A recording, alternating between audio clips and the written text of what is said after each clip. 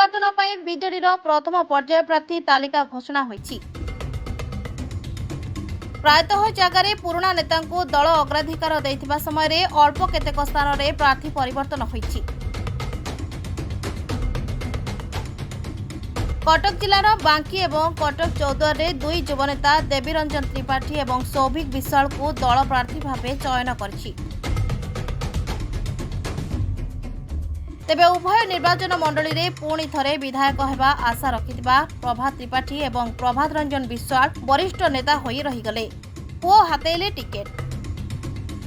ଗତ 2019 ନିର୍ବାଚନରେ ଅପରାଧିକ ମାମଲାରେ ସମ୍ପୃକ୍ତି କାରଣରୁ ଉଭୟଙ୍କୁ ଦଳ ଟିକେଟ ଦେଇନଥିଲା।